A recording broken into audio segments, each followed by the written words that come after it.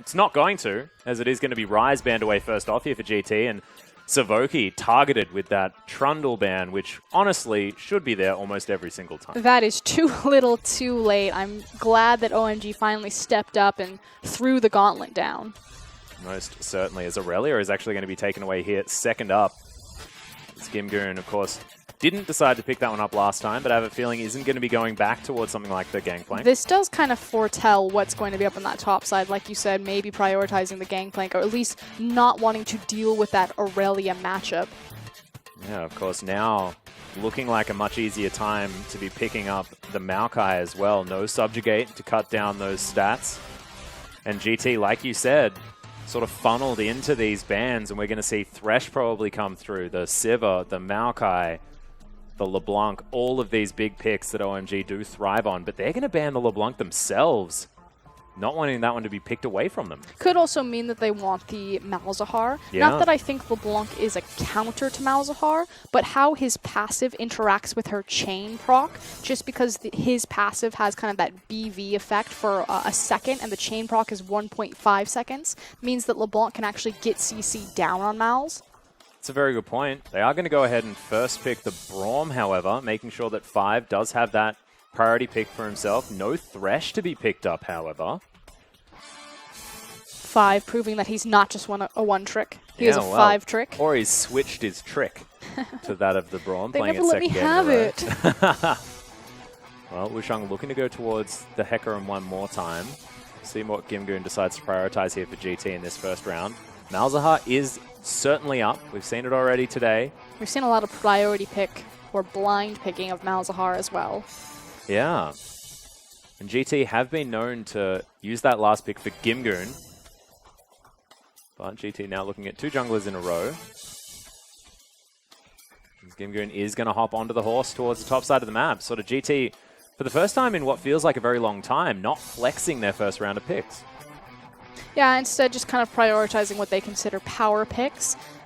Typically, though, I would have liked to see them have the Hecarim maybe not touch the Rek'Sai immediately, just because Shui isn't known as kind of that big Rek'Sai player. Yep. Like Sisgragas could have opened them up to the possibility of having that Shin in tandem with Hecarim.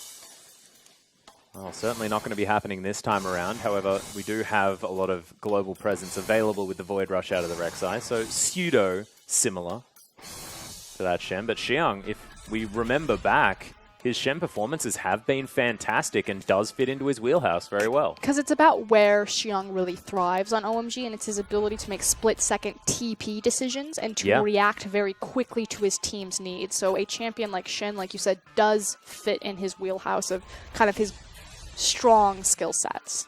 It certainly does. Well, they are going to lock that one away, as well as Icon's Azir. Republic now knows exactly what he's up against, and we'll see what he decides to pick into it. He is a big Victor player. I feel like you have to pick Azir here simply because Malzahar is still left open and available, has great wave control, or not, how to say it, lane control, I think it's the best way to say it.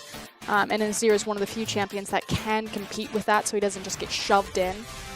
Well, of course, Snoopy was unable to do it for Saint against RNG, as Xiaohu sort of went over the top of him on the Malzahar, meaning that Republic possibly could just go for it here. Pentakill looking at the Jhin, and we'll see where the Bard's going to be picked up in conjunction now that Savoki can't go towards something like the Trundle.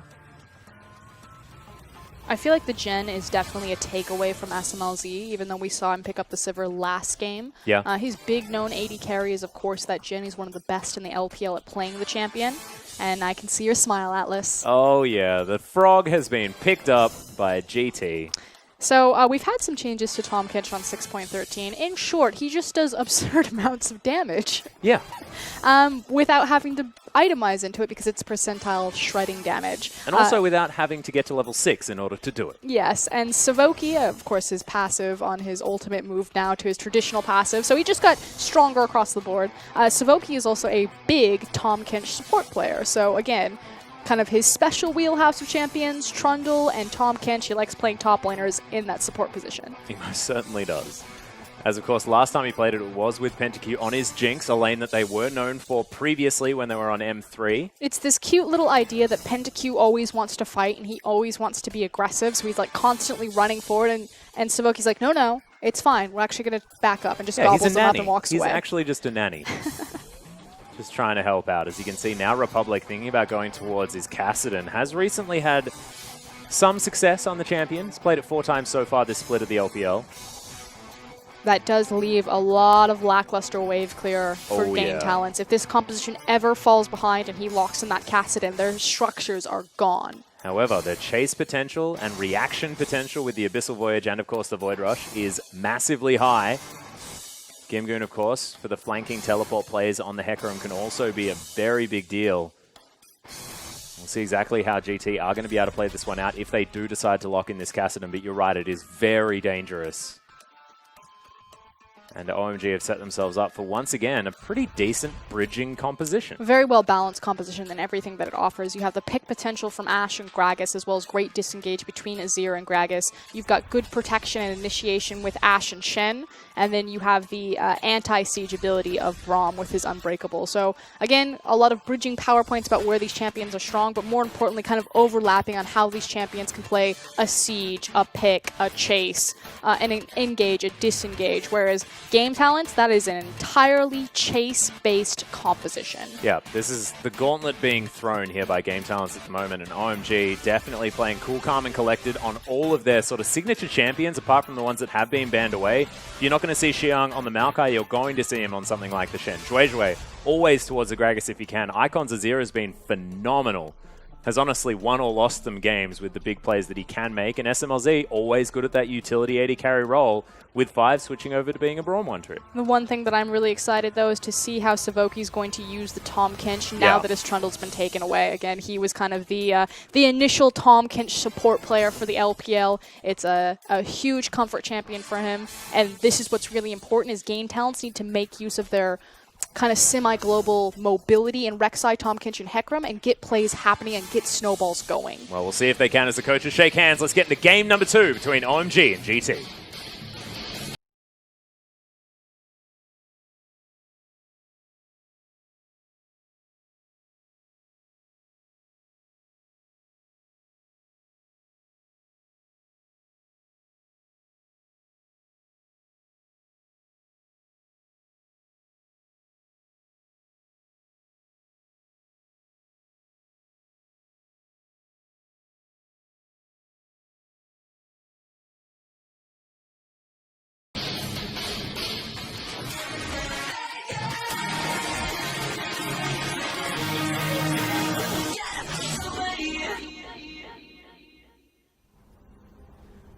Thank you once again, PentaQ, and here we are for game number 2 between OMG and GT. OMG now switching sides. Blue shorts now equipped. Now going to make their way out into the lanes, because I want to talk about OMG once again, just because I feel like they've also set themselves up to have a pretty decent laning phase. And speaking of laning phase, now that we see the Keystone Masteries, this is something that I was having a conversation with Rusty upstairs. It's kind of the difference between Thunderlords on Jhin versus Deathfire Touch, and what were the circumstances in selecting one mastery or the other. Thunderlords is going to give you more upfront burst damage, whereas Deathfire Touch, of course, is going to give you more elongated kind of sustaining trades, because obviously it's a dot versus the initial punch. Yep. And so Thunderlords is much more about this idea that, you know, we're looking for tower dives, or we're kind of looking for the big boom, and can signify a lane swap scenario, whereas if you're taking a Deathfire Touch, it really strengthens the idea that you're going to stay in lanes, and you're going to look for kind of these standard elongated trades from Jhin. We'll see whether he can play the punchy style. Of course, Savoki will be there to eat him if he ever runs into trouble. One thing I also want to find out is whether or not your curtain call can be moved around by getting eaten by Tahm Kench. We know that the culling still flies out of his belly if you eat Illusion while he's doing that, so it doesn't interrupt that one. I have a feeling curtain call might be a different story, but I've never seen it before. I don't know, actually. I have a feeling that it would cancel the channel. I know, but it'd be so sad. I just want him to do it. That'd be hilarious, a moving turret. Got, like, a mobile artillery cannon. It'd be fantastic. Well, we'll see whether it happens. Look, just something to look out for, ladies and gentlemen, as we move through this series. Is Zhuizhui going to be able to pick up both of those Sentinels without even watching? As a pause is going to come in. It's always how I like to start out my LPL days. Exactly right. We had a pause towards the end of the RNG series, and I just didn't like that one. I like it at the beginning. I like it when we can talk about these comps and what they can actually do to each other. Mm-hmm. as we move through the game as well. So Gimgoon on your screen, and now us on your screen. Hi. Hi. Hi. How you doing? We're gonna talk about these compositions. So we are now into standard lanes. So you've got Shin versus Hecarim. Yep. Shin typically tries to take advantage of amassing massive creep waves and then taunting you into the creep waves to win the 1v1 trades. That said, Hecarim actually is fairly decent at pushing out himself with his big AoE. What is it, the W? Yes. His sustain ability, as well as he doesn't really mind last hitting under tower with his ability to constantly use his Q, as well as his big W ability. So that's pretty much a wash either way. Needs jungle assistance. I'm looking at Azir versus Kassadin. Typically, LPL mid laners, this kind of really started with Wayless, this idea of pulling Kassadin into Azir and trying to outmaneuver his Emperor's Divide. Obviously, it's easier now because the Emperor's Divide can't stand as long as it used to. Yep. I believe, what, it was 6.11 that was changed? It was. A little while ago now. But Azir should have the initial push on Kassadin, keep him locked down, and then it's really just a point of can Azir actually lure Kassadin out from underneath his tower so they can get an early gank before he has the Rift Walk? Or is Kassadin just going to sit back, sacrifice maybe 10 CS so he can get to that level 6, and then try to outmaneuver and outplay Azir? And I think there are going to be a lot of questions here as well on Dejouejouej from the jungle, just because I feel like a lot of their lanes have the ability to snowball relatively out of control. Of course, that Freljord bottom lane with the Braum and the Ashe can be extraordinarily oppressive if they manage to get some sort of lead. However, on the other side of the rift, we do have a Jhin who's always been known for massive amounts of lane control, and if he can get a lead, things could be a problem there as well. So looking at Wushang to really get things done around the map, now back on a champion that he's very, very comfortable on, in fact made his big impact here in the LPL on the Rek'Sai. So we'll see whether he is going to be able to do that one more time, get around the map for game talents and make things happen. Because OMG got a lead early on, they switched things up, took down turrets, used that as a gold buffer in order to get them through, get them to the late stage, got themselves the Infernal Drake and really took things over. It was a pretty clean OMG game in game number 1. I actually would have liked to see OMG look for a lane swap in this game, just because, again, we've seen the rise of popularity of supports like Alistar and Braum being a priority pick in this series so far. And it's really this idea that because lane swaps are becoming more common, you're not isolated against the mage matchup like the Karma, like the Bard, that can really punish these melee range supports. And I just feel like Jhin is not great in a lane swap scenario. He takes a tower much slower than someone like Ashe will. And I just think that there are more advantages for OMG to look that direction, but I feel like it kind of speaks to the team's lackluster experience, and again, kind of that synergy and being able to communicate with each other to pull off a lane swap as opposed to just look for standard lanes. Yeah, it's very interesting, especially considering the fact that they do have a lot of champions that can actually benefit quite well from that situation as well. I mean, Xiang does have the Shen available to him. I mean, Shen, pretty good in that lane swap situation, doesn't really care about getting items too much. However, Hecarim on the other side of the map has massive dependency on picking up that Trinity Force relatively early, then getting tanky enough to be able to be in these fights, and does need to be a big force for the team. So I have a feeling there are a whole lot of other reasons why you'd want to go into this lane swap scenario at the same time. Not to mention the mid lane, where Azir will have a heck of a lot of wave control early on. We'll be able to shove that Kassadin in, isolate that lane. There's just a lot of good news stories for a lane swap. It's also kind of the funny thing that typically when you saw Kassadin, this was the old Korean mentality when they saw Kassadin and Alistar was still such a priority pick, is that it was a lane swap, and then immediately you knew that Kassadin was going to get dove before level 6. It was 100% almost guaranteed to happen every single time that Alistar would get unlocked from a lane. He'd suddenly rock up and just headbutt pulverize and nail you, but having an isolated lane matchup for the Kassadin to just bypass into level 6. But again, game talents, you look at their composition, Hecarim, Rek'Sai, Kassadin, Jhin, and Tahm Kench. The biggest issue there is if the composition falls behind, they have absolute zero wave clear there. They're pretty much entirely reliant on when a siege attempts to happen from OMG, they need to make the flanking play, and they need to be decisive about how they do it, either through the Tahm Kench or the Hecarim. Yeah, of course, for the Jhin as well, I mean, that curtain call can be utilized to try and set something like that up, because their chase potential is fantastic. The real question here for GT is, will it actually work for a disengage tool at the same time? Because you look at a lot of these champions very stationary in what they're trying to do, looking at Jhin most likely. and it can actually be very scary. But that's the beauty of the Tahm Kench, is obviously a huge disengage ability by being able to eat someone and then quickly reposition them on the map. And that's really been Savoki's key responsibility and role in game talents, is he's constantly on the disengaged champions. We talked about how he's the big proponent of the Trundle support. And what he does is he constantly shows up late to team fights and just drops down the pillar and backs everyone away. Well, speaking of back, we are now back onto the Rift. Thank God. Yeah, it was a pretty good segue, wasn't it? As Wushang not going to get the knock-up onto Icon. Doesn't need to expend any of his summoner spells. Actually decides to go aggressively onto Republic here. The exhaust comes down.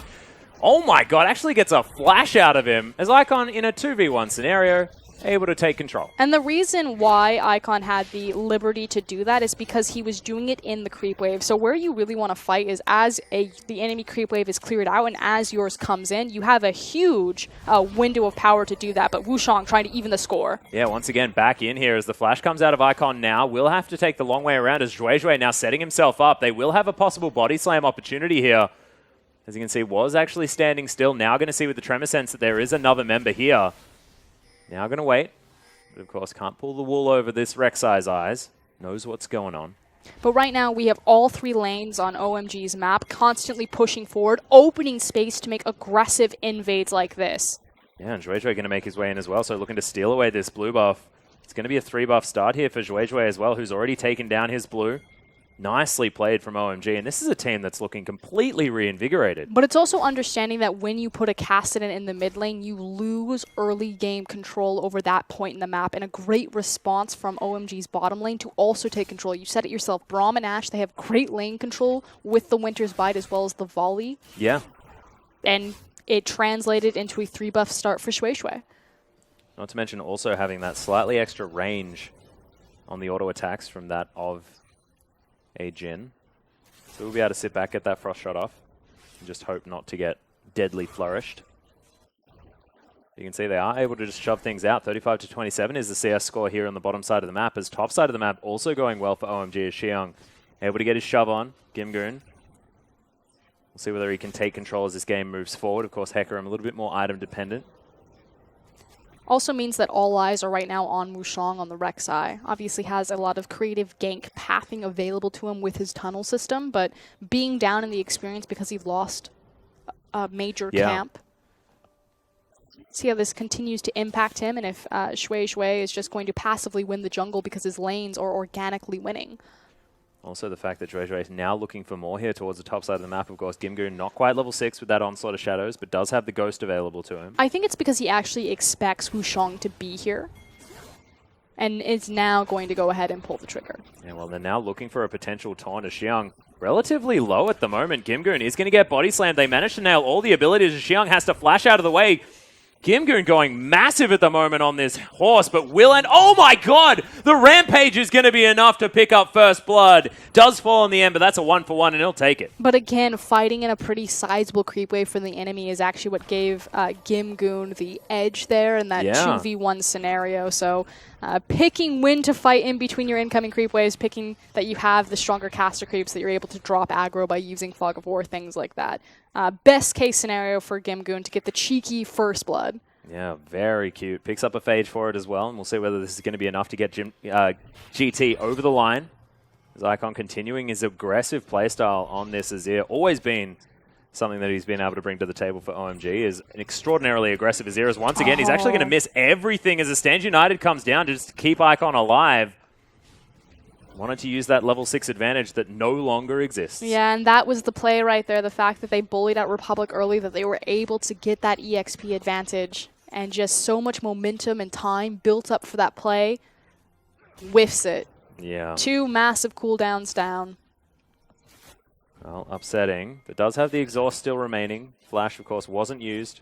We'll have that Emperor's Divide up relatively soon, so not too bad. But has actually lost the CS advantage there towards the middle of the map. And now you can see Republic will be able to go back. We'll see whether he can afford something like a Catalyst as he goes home.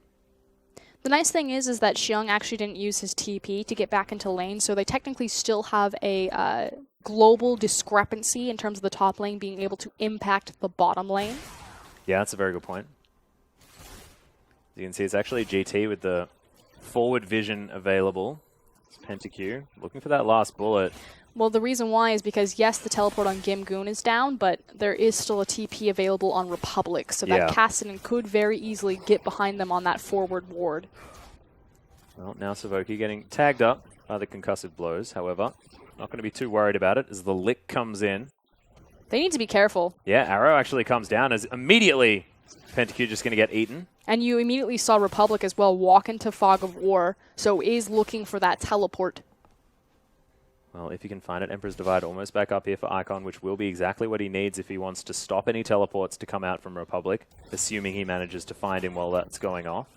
With so many cooldowns down, oh, as I say that, he actually pulls the trigger on it. Here comes the TP. Yeah, there's the curtain call as well. As you can see, 5 going to be slowed down. Nice exhaust comes in as well as Republic gets the Riftwalk on top. 5 is going to fall down. Actually, no, he's just going to launch himself into the brush.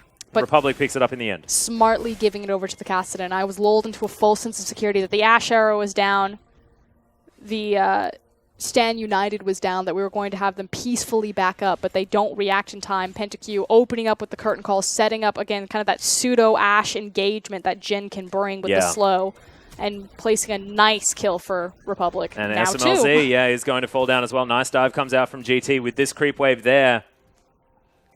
And 3-1 now, the advantage for GT. However, only 500 gold is going to be it, as the lanes are farming up quite nicely, especially Icon there in the mid. And we talked about game talents. Their composition cannot fall behind, but if you get the immediate snowball like that, a TP for 2 kills on this Cassidy is exactly where they want to be. Yeah, precisely, as Republic gets over the top of Icon's damage. Throws out a decent combo, but not going to be taking too much. Should be noted that Republic has not spent his advantage yet, obviously coming from the bottom lane, walking into that mid lane. So Icon has the balls to step forward and kind of slap him around a bit. Yeah, especially because he managed to get himself a cute little back in the meantime. Null Magic Mantle now going to help him out as Republic heads back to the mid lane, like you said. We'll be able to clear this one out, and we'll then probably want to start going back to base. We'll see whether he's just going to wait until he can get a full Rod of Ages, or whether he wants that Catalyst. Is now Xiang possibly in trouble. Takes a lot of damage from Gimgoon, who just tanks up a turret for the fun of it. Really being punished, and unfortunately Xiang, by itemizing into the Bomby Center, he doesn't have as much wave control as he would like. Yes, it works well with Shen, simply because he amasses this big creep horde behind him and then taunts you into the creeps. Again, that's typically how he inches out these trades, 1v1 on the top side. But just dealing with that initial burst damage and the amount of sustain that Hecarim is getting off of an AoE spectrum anyway, he's starting to lose out. Also can't hold minion waves as well as Wushang now looking for a gank onto Xiang. We'll see whether he gets the flash. Does so as there's the Onslaught of Shadows. Gimgoon tanking up the turret, running out of mana here as well as Xiang holds onto the W. There's another engage going towards the bottom side of the map as the Unbreakable's there for 5. A lot of damage coming out here from OMG, but no kills found at all. But Shui still has Flash Cask. Oh my goodness, 5 actually looking for it as well as there's the Flash Body Slam, gets the cask as PentaQ flashes out of the way. Stand United came in, but SMLZ is going to be able to take down PentaQ now. Savoki going to be the next one to fall down. 5 tanked the turret for exactly as long as he needed to, and Xiang going to hold on to the rest of it. Nicely dove by OMG. Although Cassidy's on his way, and that looks like a big cleanup duty. OMG having to get the hell out of Dodge right now. Yeah, however, not going to be able to get over there in time, and Icon free time there in the mid lane. OMG really fighting back. So it's about what was traded right now. Gimgoon gets a lot of time alone into this top side, denying a lot of CS and wave. So now we have 68 to 89 between this Hecarim and Shim. That said, it's going to be compensated a bit for the fact that Xiang was able to pick up a kill as well as 2 assists. Good news there. Yes, definitely is. As Zhuai 100% kill participation here as well. Likewise. In comparison to Wushang, who's got nothing.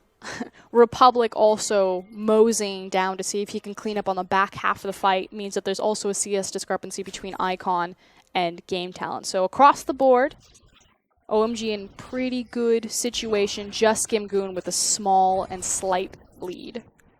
And I just feel like if this game is even, like it often is Icon just does a very interesting maneuver to get himself forward. Doesn't get the knock-up, though, as he's tanking the turret. Wushang very tanky as Republic goes back in. That was aggressive, as now Gimgoon looking to try and take down Icon. Gets it. Launches his way through, picks up the kill. This horse continuing to get bigger and bigger. We talk about how Gimgoon is a crucial part of game talent success. But again, across the board, OMG still very strong. Yeah, I don't know why Republic decided that he needed to go back in on that one. Unfortunate, however, does have his Rod of Ages now. We actually have another early itemization from Ashe into an Infinity Edge. So SMLZ, this is twice now. He did it on the Sivir. He's now looking to do it on the Ashe for the early crit damage as opposed to looking for that Essence Reaver. Again, typically with the itemization for Essence Reaver, it's because backing on the BF sword to make sure that you're strong is a long time to sit into the lane, but it just speaks to the fact that everything was going right for them in the bottom lane, that they were able to get such a fantastic dive and then immediately transition it into 5v5 power. I also think that Infinity Edge first on Ashe works out a whole lot better just because you have consistent crit with Ashe. It's still just this idea that it's so expensive. Like, this is the big issue with Caitlyn as well, is the itemization build path comparatively to the likes of Lucian and Jhin running around where they just buy all of the long swords so they get more immediate power, or it's easier to get more immediate power. Yeah, it's a very good point. Again, I think the only reason that SMLZ was able to itemize this way in 2 different games is because back-to-back OMG put a lot of resources and success into that bottom lane to get him snowballed. Well, you can see Dragon does fall down. And OMG are able to pick that one up. Once again, it's an Infernal Drake. And this makes sense. So again, we talked about how OMG, they know exactly where they want to play on the map or what objective that they want. It's just about that clean-cut execution. It's getting better. It was a beautiful tower dive, but it's this idea, Infernal Drake. That's what's important on the map right now. How do we do that? Well, we use our Shin, and we throw everything we have on the bottom side of the map. Well, Gimgoon now has himself his item advantage with that Trinity Force now completed. Sunfire Cape on the other side of the map. Probably not going to be enough of an answer for that big power spike for the horse, and we'll see whether they can utilize him. Deadly Flourish going to stun up SMLZ for the moment. Nicely done here by PentaQ. Well, at this point, it's about just neutralizing the Hackerum, and that's Shin's only duty, is just to sit up there and farm now and now look bottom. So again, we're at a point where Republic, the Kassadin, his TP's back up and available. You do have a pink ward behind OMG, so they're making sure, you know, fool me once, shame on me, fool me twice, not going to happen, peek my bush. Yeah, it certainly has happened.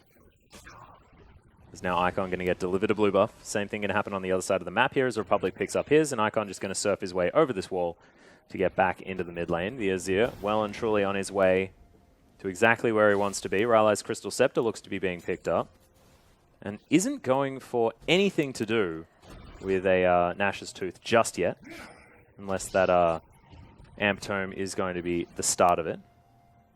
But interesting, we have seen a lot of adaptation here for Azir. Just kind of a variety bucket of items right now. Yeah. Well, Republic pretty happy at the moment, just stacking up that Rod of Ages, getting himself towards that late game stage where Kassadin can be so oppressive. Well, they need to start making use of their TPs. Gimgoon will have his shortly available. We do see that Xiong has the Stand United as well as the TP, but game talents are coming on to a moment where they will have a double TP advantage. Yeah. And they need to use it probably in the bottom side of the map, unless they want to gank the teleport and try to commit on the Shin, although he's very tanky right now. Well, there's the Abyssal Voyage, actually going to deliver a couple of members of GT down here. The arrow is going to go wide as GT now have to deal with Xiong, who's moved in. Teleport comes down from Republic, who wants to find SMLZ. Zhuizhui finally here is Savoki down extraordinarily low. Deadly Flourish in there as now they're looking to try and re-engage this one. PentaQ, a fair bit of damage, but a double kill comes out, and Zhuizhui is going to be okay. OMG really getting the fights they want. And it's because I gave Game Talents the benefit of the doubt that they would wait for the double TP advantage. Check out Gimgoon. He just now has teleport available. That's, what, 15 seconds after the initial play? Just wait for it. In the end, they will trade tower for tower, and again, massive CS lead on their Hecarim, but he's not participating in any of these fights right now. So that lead means nothing for map control. And that's a Ninja Tabi now completed for Xiong as well, who was able to participate in a whole lot more of these fights. 5 out of the 6 kill participation for a top lane is pretty good if we're still in laning phase at 16.5 minutes. Now going to make his way back up, try and get rid of Gimgoon. You can see OMG now pulling ahead. We'll see whether they can stay that way. They do have a comp that can do so. Yep, so bottom side of the map has now been opened. Immediately you see the duo lane flipped up into the top side, so Ashe and Braum now looking at that outer top lane tower. Shin should be thrown down into the bottom side. Again, he has the Sunfire Cape. It's just about neutralizing whatever lane he looks across and preserving the structure behind him. OMG have a fairly large window, I think about 4 minutes and 30 seconds, where they can play their duo to the top side of the map because they're not competing for the incoming dragon. So OMG full tempo advantage right now. And it also looks fantastic as well because SMLZ has gone back, picked up the Hurricane with those 2 flat damage items, the bits of his The Infinity Stixie Edge. build. Yeah, exactly. So he can just smack down turrets incredibly quickly. It's something that, like you said, Stixie did incredibly well with the likes of Caitlyn, who likes to just smack turrets at all times. And again, a bit premature on the Dragon Timer. It's actually going to be 2 minutes, so we'll see if OMG are able to stall out long enough where SMLZ is able to itemize into the Infinity Edge and have that crit and damage stat ready for them when they come into this 5v5. But right now, we've got a race. Yeah, this is a base race happening at the moment as SMLZ has a lot of auto attack damage. They are going to be able to take down this inner turret just a little bit after GT, who have decided to back away. They want to protect their inhibitor, as now Republic is clearing out minions that Icon delivered to him. Ooh, Icon's actually about to get dove. Yeah, this could be a big problem as there's the Curtain Call. He tries to get rid of GT as Republic just surfs over the top. Curtain Call has run out as there's a massive arrow onto Republic. 5 comes down, gets the ultimate off just for insurance. As now you can see Icon able to shove his way through. Savoki going to save his jungler. But OMG just seem to have all of the answers. Game Talent's just their greed. They overreach for it. It was actually a beautiful trade because they're behind right now. So being able to trade 2 towers 1 for 1 was phenomenal. But they overreached, try to make a play in the mid game, caught off guard by SMLZ, and immediately drop another structure and so much more control of the map. Yeah, Icon very collected in that play. Made sure he got back underneath this turret, got rid of Wushang. And then the arrow perfectly placed from SMLZ. And this is super important right now. The thing about Rift Herald is obviously it's a 20-minute buff, Glimpse of the Void. Yeah. And so taking it as late as possible means that it is stronger. So I love it when teams take it at about 18, 19 minutes because that buff just means that's pretty much the length of the game. Yeah. This game goes any longer than 40 minutes. It will wear out. However, a lot of insurance now available. As you can see, Icon now building towards the Nash's Tooth. Has the Stinger, has himself some Berserker's Greaves there as well, so the attack speed most certainly online. And more importantly, SMLZ, that's what we were talking about. Went for the flat damage, went for the attack speed when he was pushing down towers. Dragon is back up. It's time to 5v5, boys. I've got my Infinity Edge. I got my crit stat. I'm ready. Yeah, that's 50% crit now available for SMLZ as well. This is a big power spike for the Ashe.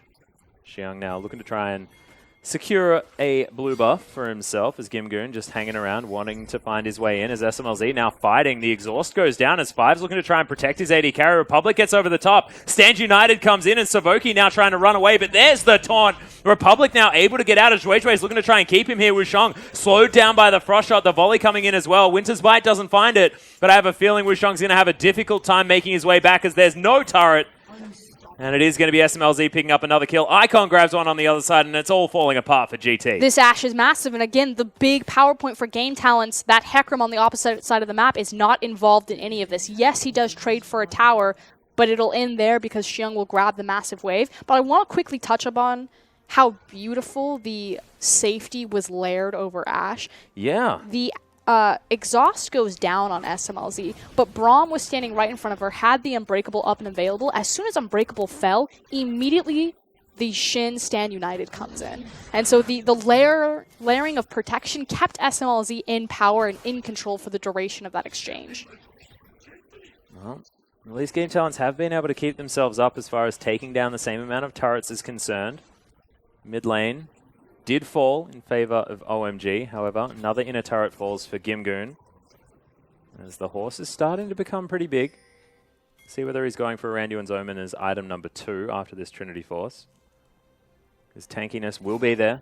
The damage will be there. But hopefully, Gimgoon will also be there because they've needed him.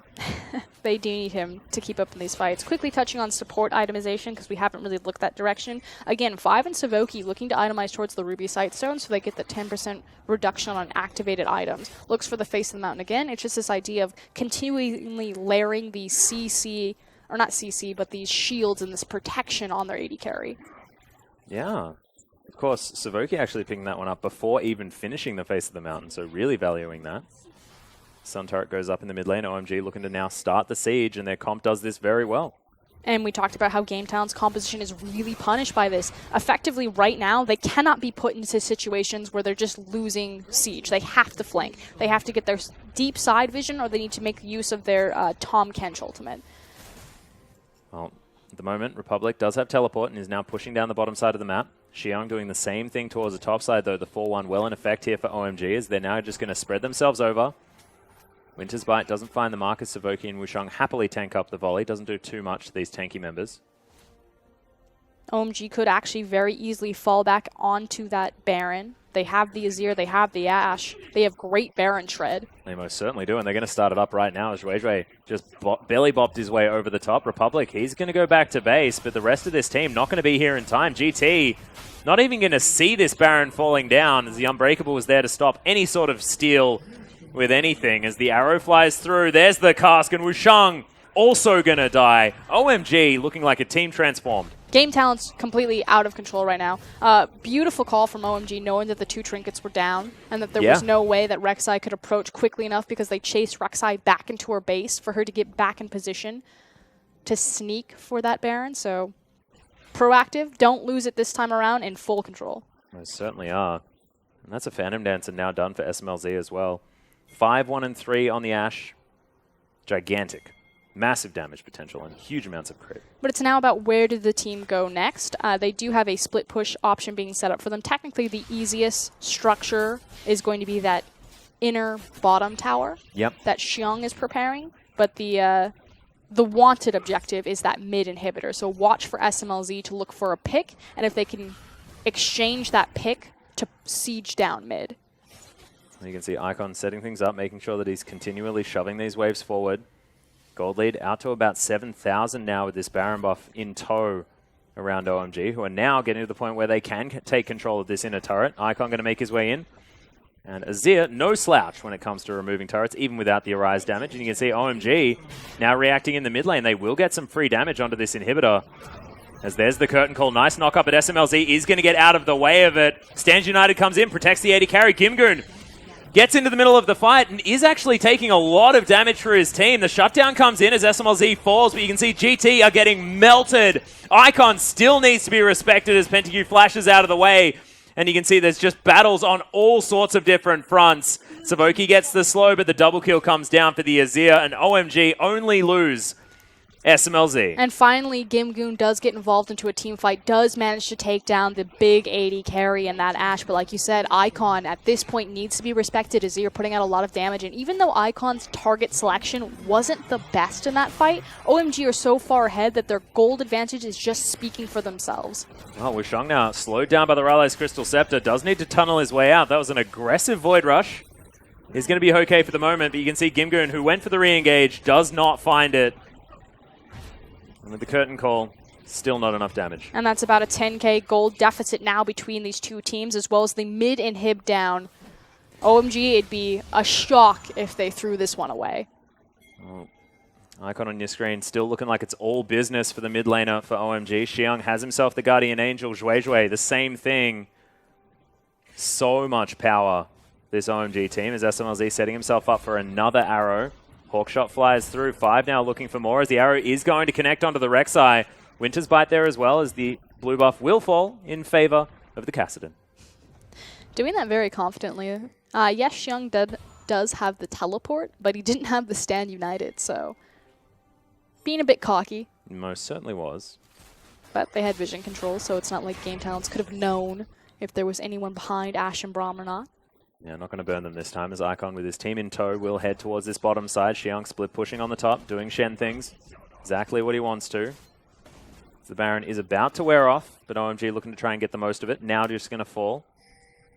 And still setting up this siege. This tower very, very low as there's the engage. Explosive cast comes out. That's going to be the tower falling down as now Gimgoon looking to try and get something done. Does have the ultimate. We'll see when he's going to use it. But OMG really want this fight. Lots of damage from SMLZ, who's still at very high health towards the back of this fight. Throws down the heal. Actually, no, didn't. He's getting a whole lot of his health back from that Vampiric Scepter. And now they'll move towards the top side where Xiang is prepared. This is really risky, though. They don't have the cask or the Emperor's Divide to disengage, and Game Talents are back at full health. I don't think OMG can actually pull this one off. It was auspicious, but yes. a bit overzealous. I did like the idea. They're going to try for it anyway. They reposition with their creep wave and reform the numbers from behind. Well, SMLZ takes a bit of poke damage as now Republic right in amongst the fight. Does manage to make his way out as the Emperor's Divide is fantastic to remove the threats. Stand United comes in one more time as Republic getting focused. Icon picks up the kill. Look at the auto attacks being denied here from the Shen. Picks himself up a double kill as well as 5. Gets the exhaust onto Savoki, and this is going to be the ace for OMG. Don't know where this team has been this entire season, but they look good today. And the team fight lasted so long that the Emperor's Divide was able to come back up from their bottom skirmish there. So able to stall it out, looked a bit overzealous, waited long enough for the cooldowns, and the Dark Forces never give up because they just 2-0'd Game Talents. They most certainly did, and in emphatic fashion as well here for OMG. So big congratulations. Not exactly looking like they're as excited with the victory as they otherwise should be. Of course, it is a long road for this OMG squad, but this is definitely good news for a team with so much history. I mean, really the only direction you can go is up right now, but their objective identification, their ability to execute, their teamwork, they look so much crisper with Xiong on the map in terms of how they're playing around that teleport, but huge props to SMLZ in particular. That's back-to-back games that the AD carry has really stepped up. The former Team WE Wei Xiao protege is finally kind of coming to fruition. Yeah, exactly. It's taken a long time. We got there. He's really starting to fit the bill as they take a well-deserved bow. Big congratulations to OMG, and we'll see whether they can continue picking up victories as we move back into group play with everybody else, because, of course, Group B, pretty difficult group to be fighting in. And that's the scary thing. If you actually look at OMG's record right now, the only 3 victories that they have all been in the cross-conference. That's Invictus Gaming, Newbie, and now Game Talents. Yeah. So OMG have yet to take a series within their own group, which means that that playoff run is still incredibly scary. Yeah, very, very difficult for the squad, and we'll see whether they can actually find any victories as they move back over, because, I mean, that was a series that looked fantastic. We'll see whether Xiong is going to be a solid pickup now towards the top side of the map, because that's 2 very good performances from this guy onto big tanks. You know, they're not going to be able to focus him out. He does seem to have a lot of different ones he can go back to, and honestly, it was impeccable. More importantly, I want to really start to highlight players like Shui Shui, like SMLZ, and like 5, you know, no longer looks like he's crippled by the Thresh ban every single time, being able to pick up that Braum and make these game-changing plays alongside the likes of SMLZ. And it goes back to the philosophy. We talk about this all the time with the OMG squad. You know, their philosophy is we're the only all-Chinese team left in the LPL. We're not going to pick up any sort of import because we believe that the future of the club and the future of the LPL is on domestic talent and developing that. And they kind of put their money where their mouth is by taking a very young squad, trying to find that secret formula for success, and now it's just finally starting to give them results. Yeah, it's starting to look like it. Of course, a lot of their players still looking like the players of old. Looking at Icon there in the mid lane, did not find his first Emperor's Divide, but still was able to make aggressive moves and looked good as we moved into the later stages of the game. That the cutest thing about it, though? Oh, it's brilliant. No, it's this idea that, okay, so Cool is the long-standing, like, all-star member, and Cool was known as an assassin player, particularly Ari, but also on his LeBlanc as well, and that's kind of like Icon's big chance. Like, he still fits that identity of what Cool once was. This very big, flashy playmaker. They like to tower dive, things like that. You look at Shui Shui, kind of an aggressive invade-style jungle, not to the same extent that Loveling once was, kind of, again, this legacy OMG player, but starting to move that direction. We talked about how it's a Maokai Sivir composition that OMG are consistently playing, but if you cover up the nameplates, that was the exact same composition that OMG thrashed with when Uzi was back on their roster. So the fact that the rotating roster is still a part of it, but their identity remains, is quite curious, and I think speaks to the organization, the management, the coaching staff of the club. Yeah, it's sort of like the identity is based on the team, not necessarily the players. And of course, Sivir Maokai was in fact a bottom lane that they were undefeated. Well, it does speak to the fact that OMG is one of the few clubs in the LPL that is actually very strict on their coaching staff and their management having full control as opposed to player-controlled rosters. Yeah, it's a very good point. And we'll see whether they're going to continue to find success. And I want to look over the other side of the rift, because Game Talents, can we start talking about this team as being a bit of a fall from grace? Because this is now the 4th loss in a row that we've seen in this cross-conference, not picking up the wins against teams that we honestly feel like we should have. This was an upset from OMG, we have to say, even if they did play phenomenally well. And now I think it's fair to start talking about Game Talents maybe running out of steam or starting to plateau. Kind of the big difference between IMA and Game Talents was this idea that we expected that IMA would more consistently not be able to defeat the elite teams, but would consistently beat the teams underneath them. Where Game Talents, it was more of a 50-50. You know, maybe they'll take a game off of an elite team, maybe they'll drop it to a subpar team. And this is actually starting to become true. And it's that difference in consistency that has kind of separated IMA and Game Talents in terms of where they sit in mid-tier of the LPL. So if it's like, here's your top tier, here's your mid-tier, here's your bottom tier, IMA is about here and Game Talents are about here. Yeah, and I feel like as well with Game Talents, it's a little bit more, they can capitalize very effectively on things that other teams do wrong, as opposed to necessarily making the proactive plays themselves. As we are going to have the MVP, and Icon's going to pick it up with his mid lane performance on the Azir. How are you feeling about that? You had a bit of a perplexed look on your face there, Prosco. Especially after that whiffed ultimate. Okay, so I like OMG's carries. I like Icon. I think he's got a fun story. I think he's a very explosive, fun player to watch. But he is the Swift of the mid lane, if you will. He is a double-edged sword. He's either going to win you the game or he's just going to completely whiff the most game-changing ultimate and you're going to lose right then and there. He has his high moments. He has his low moments. I think what can be said pretty confidently about Icon is that he'll always try. He's always going to roll those dice, and I'd rather have a player who's going to be that playmaker rather than someone who's just going to sit back and watch everything collapse around them.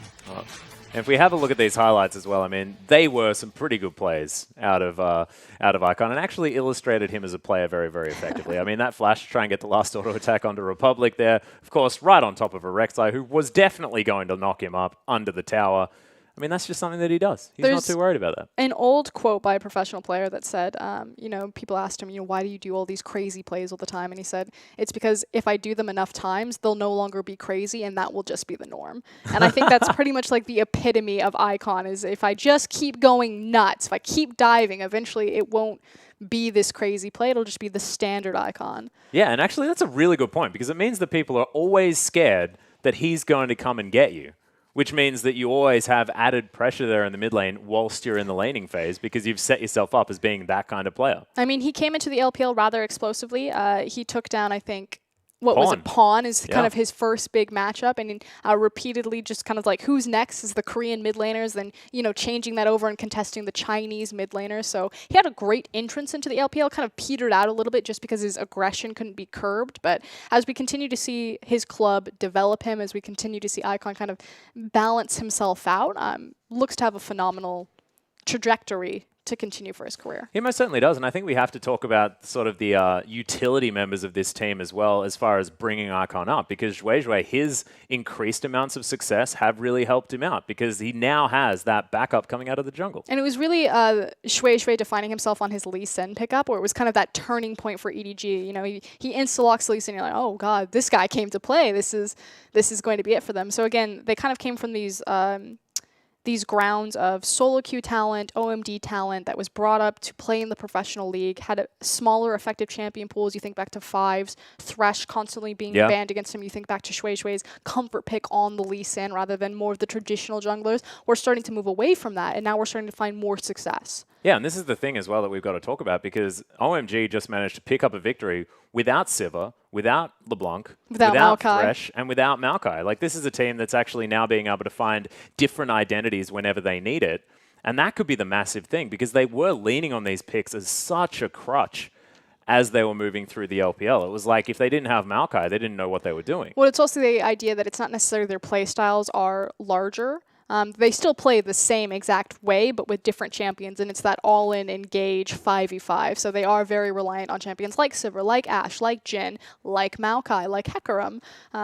But there's just so many, like, the meta really empowers OMG right now. So if they can just clean that up, maybe kind of branch out their styles a little bit. Again, we still don't see split pushing. Like, split pushing almost doesn't exist in the LPL, or 4-1s or 1-3-1s. It's very rare that teams are able to initiate that, simply because our teams are so good at saying we're fighting here and now. I see that you have a member across the map. Well, he's not here in time because I'm about to delete you. Yeah, and it's like teleport, I mean, could be one of those things that could get you into the fight, but it's just not going to get you in there fast enough, because we're going to kill your friend way too quickly. As we have a look at some more of these highlights from the last game, OMG just looking so solid. Huge Emperor's Divide in that fight for Icon to really solidify a victory here for OMG.